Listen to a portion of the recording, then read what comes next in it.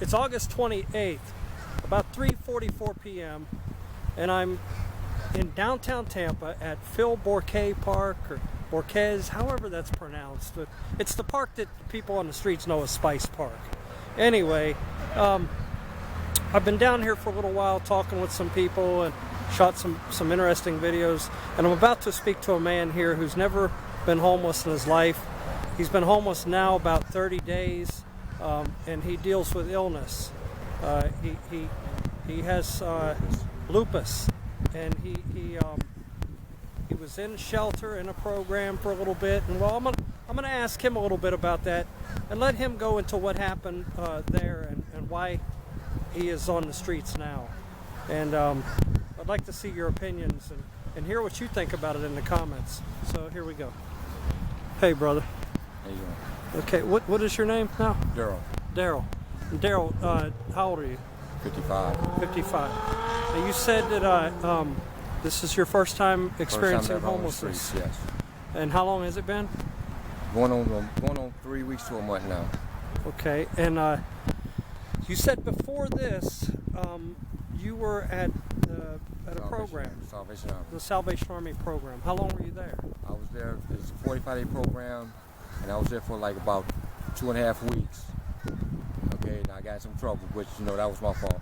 But I come back to see if I could finish my time there. She wouldn't let me in or anything like that. And I've been trying to get not Social Security, but my SSI and disability started. Right, because of your lupus. Because my lupus, I have vigilante lupus because of my skin and everything. Okay. It's no, you can see. Can I show it? Yeah, I don't care. See right there. He's got the skin. Arms, Is that what do they? They don't call it scars, right? What do they call it? People don't know what to call it. Yeah. But it's vigilante lupus all in my head and stuff.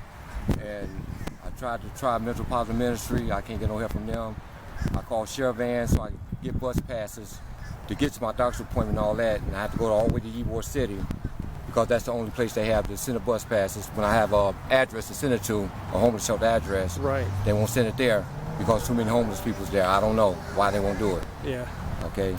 And it's just rough out here. I don't know what to do. I'm trying to get help out as much as I can, but I figured Salvation Army would help. Now you said you were at the Salvation Army in the program, and do you mind saying what happened? How you left the I'd rather not say what happened that caused me to go. Legal issues? Yeah. Okay, and then which we all know, people that are in homelessness and people that are in these situations, a lot of them have legal issues. So what was their reason to not let you back? See, I told her what I went to jail for and everything, and I never caused no problem and nothing like that. Curfew every time, I was there on time. And she said, well, she's trying to give everybody else a chance to get into the program for the first time or whatever and all that. And me not knowing no better, I said, okay, what can I do?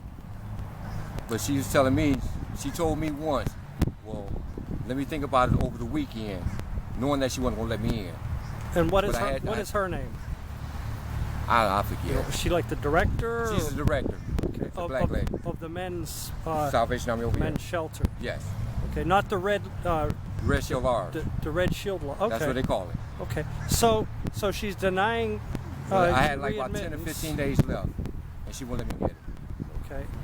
Now, we know that they used to provide 5 nights free. They used to. And they don't do that anymore. They used to provide 7 days free. They stopped that.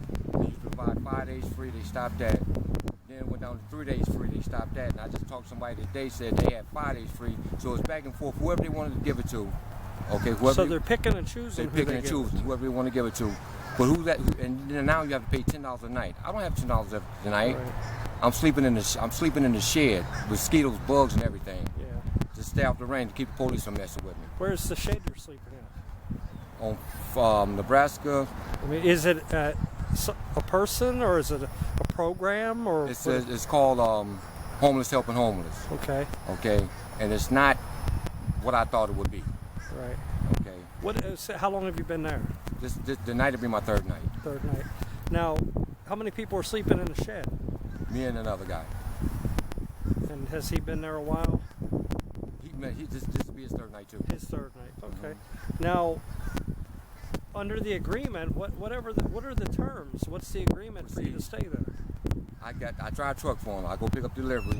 stuff like that. If he could give me some money, he can. If he can't, no big deal. But basically, he's giving me shelter.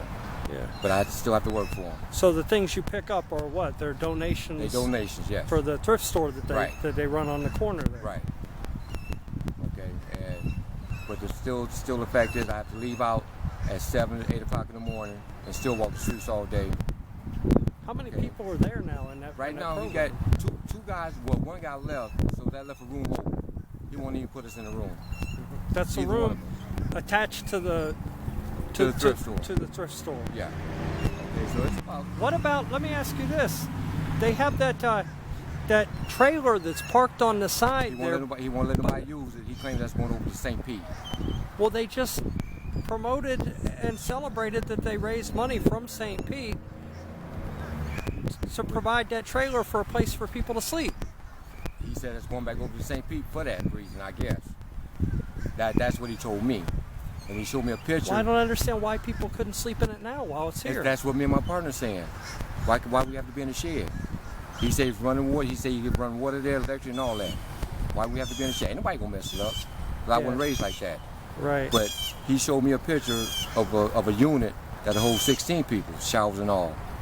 Okay, that's down the line, but right now you got me out. Yeah, they don't currently have that. No. They want it. Right. Now that they have something they wanted, they're not using it. Now they're using it. It's just sitting there. Right. And they just did the news story and celebrated the fact that they won the lawsuit. Panhandling lawsuit. Yeah. Now, this is something else that at Homeless Helping Homeless, they used to put people out on the streets with signs to raise money.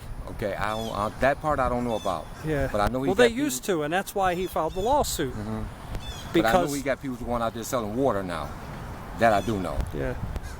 What do you get from it since you've been there? I mean, it's not right. Do you think that it's really helping people? It's not right. To me, it's not right. Because first of all, if I was going to be in the shed, I might as well stay out there on the streets. Right. You told me before we started this that it was more comfortable sleeping on the streets than in the shed. Than in that shed. With the bugs, mosquitoes, it's hot already. Yeah. Does he give you any mosquito spray? We don't get nothing. What about the Zika virus that's going? We don't get nothing. Nothing. We have to burn. The guy burned two pairs of his underwear just to get smoke to keep the mosquitoes away. He burnt his own clothes. That's how bad it was. None of these mosquito coils you can burn or anything. Well, when you ain't got the money to buy that stuff. But he should give it to you. We ain't that. We get ready to ask him about that stuff, but we haven't got. Yeah, be sure to ask him. Yeah. Do you but, talk with Adolphus Parker much, or just the guy he has working? No, we talk to Parker. He's always there too. But we haven't got that far because, like I said, this is our third night. So now being out there, knowing that one guy done left or two guys done left, I'm figuring that he should just gonna move us in there, into the building. He said, well, he's working on something. It's not a good time. Well, we figure, okay, it's better than sleeping in the park, having the police to chase you away from one spot to another, and walk around all night. So that's what we figured. Now, and the only reason you're there is because the Salvation Army won't let you in. Right. Now, there was another guy that was over there that started to tell us that he had the money for a bed, and they still wouldn't let him in. He had the money, because that's the day I met him. He was there, he had the money, they wouldn't let him in for whatever reason. And he seen another guy that come down to pay for somebody to let him in, they won't let him in, and he said they had 3 beds open. That's just what I'm hearing. Right. Okay, and I know it happens like that. They have beds over there. I know this, okay? I mean, people's coming there with money, even some women's. They come in with money to pay, and then won't even let them in sometimes. Yeah. What do you get from all this whole experience of you're spending the time on the streets and being homeless and sleeping in the parks and then going through the program, and now you're Homeless Helping Homeless, sleeping there, and what do you take from this experience? What do you see?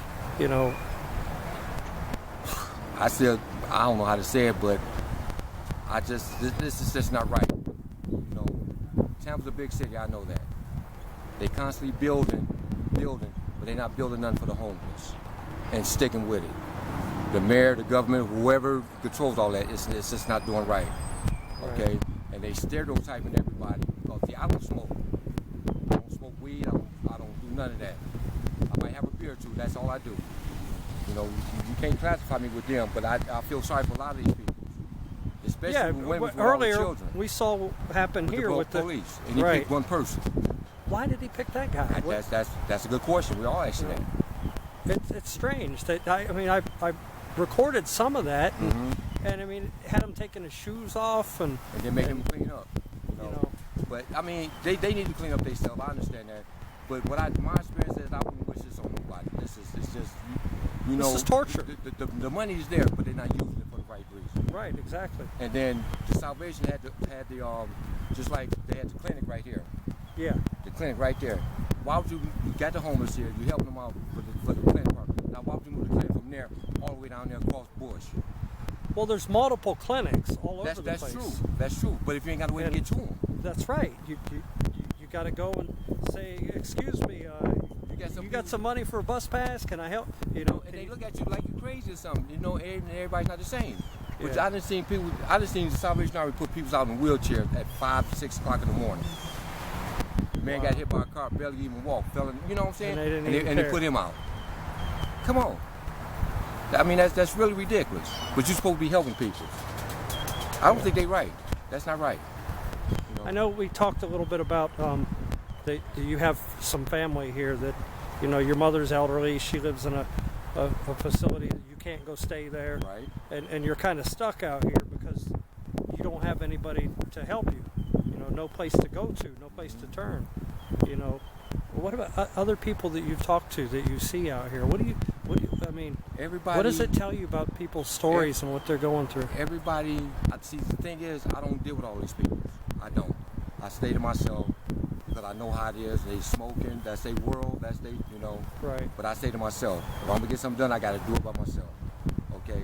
The church that come by and feed, that's a good thing. But a lot of times, a lot of them don't even come by. I mean, they come by, they want to get in my attitude and all that kind of stuff. But I mean, like Saturday and Sunday, like today. Yeah, Saturday and Sunday's how many always, people? Saturday and Sunday, they're always here. I mean, all day long, there's right. people here right now. Yeah. You know, giving stuff out. You know, Saturday and Sundays, yeah. And you know, my whole thing is, if they know, that's why I keep saying they stereotype. Everybody's not the same. There's still some people out on the streets I know since '96. That's their choice. I don't choose to be here. Yeah. And I'm trying to get help, but now I'm getting turned away because of the stereotype. Seems like the people that don't choose to seek help, it's harder for them to get the help. And then some of the people that are worse off can get the help, but a lot of them won't keep it. Right. And they look at me like that. And that's why I'm saying they stereotype, and that's not right. I know what I understand, and I can both sympathize and empathize with you because I've experienced it. That's why I do what I do. That's why I get these stories out. I mean, I wouldn't wish this on nobody.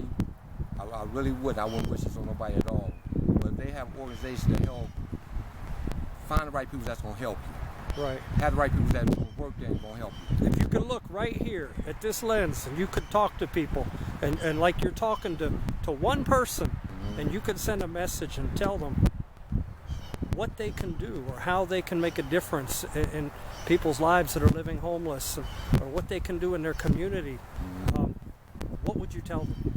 I say everybody's not the same. Some of us made a mistake, some of us didn't. Don't stereotype us.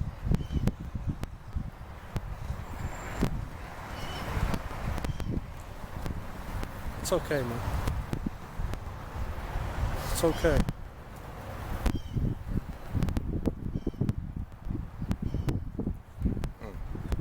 Excuse me. You know, this is my first time being homeless. And every time I try to get help, I'm getting turned away. I don't know because I'm black or because they're stereotyping, but it's not right. I'm not a bad person. It's not just about me, it's about all of us. Right. If you have the means of helping, try to help. And maybe some of the crime rate will go down, the weed, whatever they do, might go down. But you have to reach out. I'm reaching out for help, and I'm getting turned away. That's the best I could tell you. What you're doing right now is helping a lot because there's people that need to learn what's going on and learn the truth and understand that there are people that want help that are not getting it. and somebody like you, you're dealing with lupus on the streets, and this is wrong that you have to. Thank you. That you have to be out here and deal with lupus and try to find a place to stay, and Salvation Army doing what they did, and you know, I feel for you, man. I know what you're going through. I want to thank you for talking. Thank you for doing this video.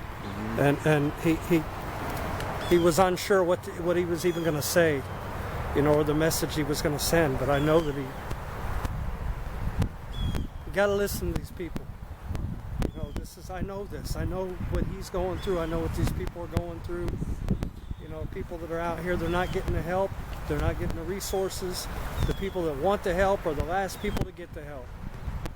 And the people that don't want the help, they're getting shoved into programs and shoved into places like the Community Housing Solutions Center and winding back up on the street. Some people are getting help. I'm not going to say that nobody's getting help.